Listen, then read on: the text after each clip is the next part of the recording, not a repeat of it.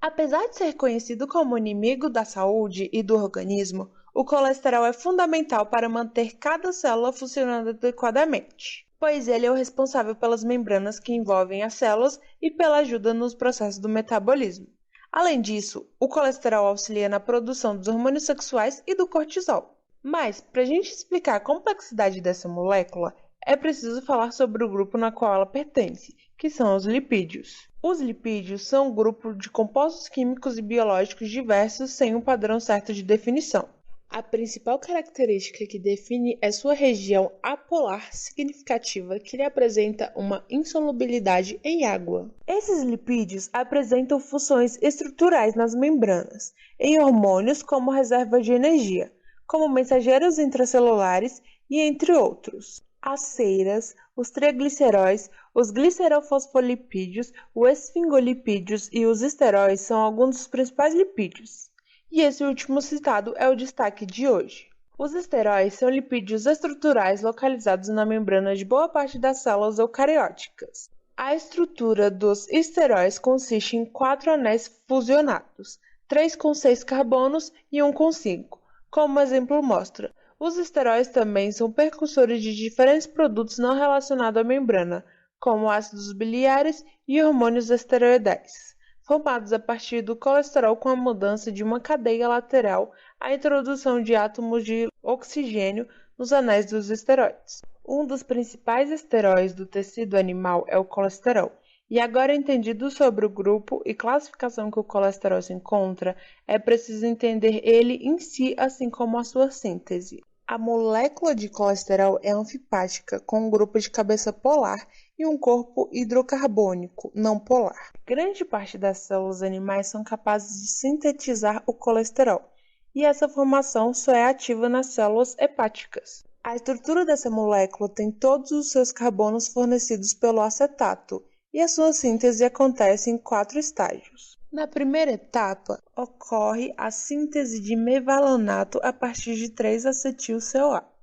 Na primeira reação, há a condensação de 2 moléculas de acetil-CoA que formam o acetoacetil-CoA, que na segunda reação, então, se junta a uma terceira molécula de acetil-CoA, gerando, então, o beta-hidroxibeta-metilglutaril-CoA. Então, na terceira reação do beta-hidroxibeta-metilglutaril-CoA é reduzido em mevalonato pela beta-hidroxibeta-metilglutaril-CoA, redutase. Importante ponto de regulação dessa via. Na segunda etapa, ocorre a formação de isopreno ativado, fosforilato. Nessa etapa, 3 grupos de fosfatos são transferidos de 3 ATPs para o mevalonato. Depois, o fosfato e o grupo carboxila deixam essa molécula produzindo delta-3-isopentenil-pirofosfato. O primeiro isopreno ativado, que então passa pela isomerização gerando dimetilalil-pirofosfato,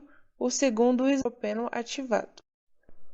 Na etapa 3, ocorre a condensação de 6 unidades de isopreno ativado. O isopentenil-pirofosfato e o dimetilalil-pirofosfato passam pela condensação formando o geranil-pirofosfato, que passa por outra condensação juntamente com o isopentenil-pirofosfato formando farnesil-pirofosfato. Depois de tudo isso, 2 farnesil-pirofosfatos se ligam, consequentemente eliminando os grupos de pirofosfato e formando o esqualeno. Na quarta etapa, acontece a formação do núcleo esteroide de 4 anéis. A enzima esqualeno monoxigenase adiciona um átomo de oxigênio na extremidade da cadeia esqualeno, formando epósido. O NADPH reduz o outro átomo de oxigênio em H2O.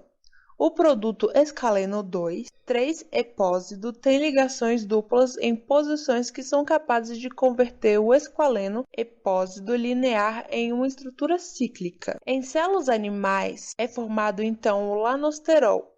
Esse lanosterol é convertido em colesterol após inúmeras reações. Após todo esse processo de síntese de colesterol, agora é preciso descobrir os diversos destinos que essa molécula pode seguir. Como já citado antes, uma pequena parte do colesterol que passou por essa síntese é integrado nas membranas dos hepatócitos. Porém, ela pode seguir outras 3 direções: ácidos biliares, colesterol biliar ou estéreis de colesterol. Em outros tecidos, o colesterol é convertido em hormônios esteroides ou no hormônio vitamina D. Primeiro, vamos falar sobre os ácidos biliares.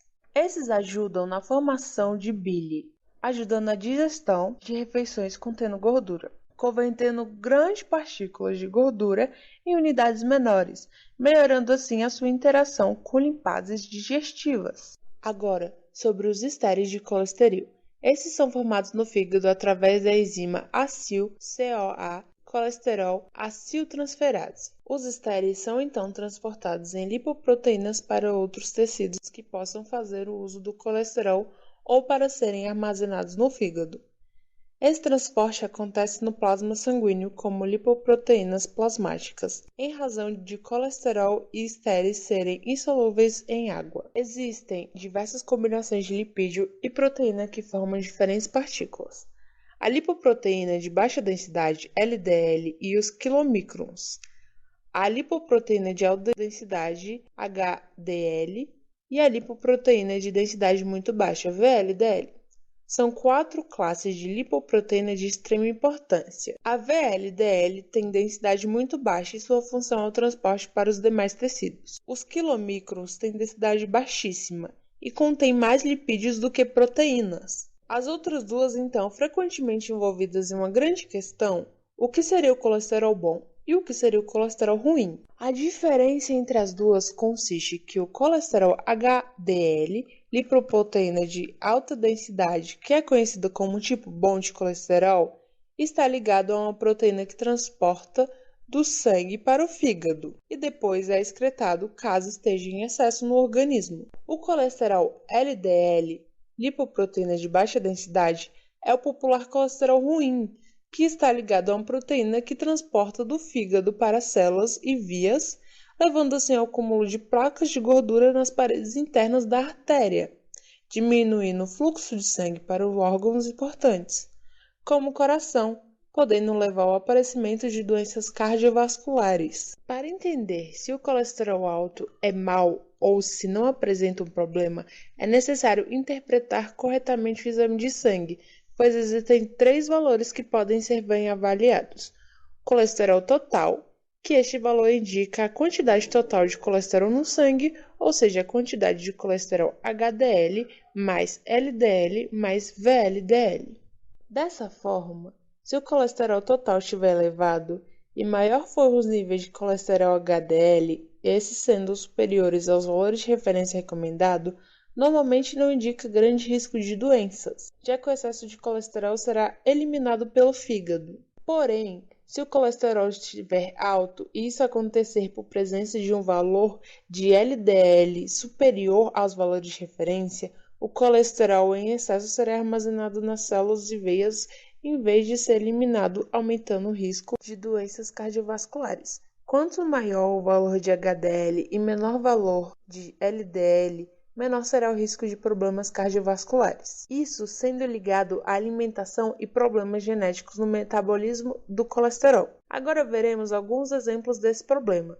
Algumas doenças que ocorrem pela deficiência nutricional e, consequentemente, pelo colesterol em animais granívoros, ou seja, aqueles que se alimentam de grãos ou sementes, que são de costumes criados em cativeiro como pets, que, por ter uma alimentação dificultada por vários fatores, onde falta ou deixa a desejar os nutrientes que participam de diversas funções no metabolismo, sua falta leva as células a alterações metabólicas e estruturais, o que compromete o tecido e a sua função dos órgãos, levando a doenças como lipidose hepática, que também é conhecida como fígado gorduroso, esteatose hepática, degeneração gordurosa e é bem comum em aves criadas em cativeiro. Sua etiologia é multifatorial. Doenças debilitantes, anemia crônica, doenças metabólicas, obesidade, toxinas químicas e bacterianas estão entre as causas mais frequentes. Geralmente está associado à obesidade, o que reforça sua correlação com fatores nutricionais e metabólicos. Ocorre deposição e o armazenamento excessivo de gordura no fígado. Seus sinais clínicos incluem obesidade, empenamento deficiente, dispneia, aumento do volume abdominal, plumagem com textura oleosa, diarreia, arrancamento de pena, crescimento exacerbado de bico e unhas, anorexia, regurgitação e depressão. Mas há casos que ocorrem óbito sem outras manifestações clínicas. Aterosclerose, onde ocorre o espessamento e a redução do lúmen de artérias. Devido a uma inflamação na camada íntima da parede arterial e o acúmulo de substâncias lipídicas, tecido fibroso, colesterol, detritos celulares, cálcio e outras substâncias, formando a placa de ateroma, é uma doença progressiva que, em aves, é diagnosticada na necropsia, pois em geral ocorre morte súbita, sem manifestações clínicas anteriores. Embora a etiologia da aterosclerose tenha sido apontada por muitos anos como sendo o acúmulo progressivo e concêntrico na parede arterial, e tendo como fator de risco o consumo de alimentos gordurosos e a obesidade, atualmente a principal causa da aterosclerose é um processo inflamatório. Sabe-se que a agressão sistemática promove respostas que alteram a homeostase do endotélio, que secretam moléculas vasoativas de adesão, citoquímicas e fatores de crescimento, entre outras. Substâncias as quais, se o processo de agressão não é bloqueado, continuam a ser produzidas indefinitivamente. Dessa forma, sua correlação com a obesidade não é correta, pois está relacionada à disfunção endotelial, inflamação e proliferação vascular.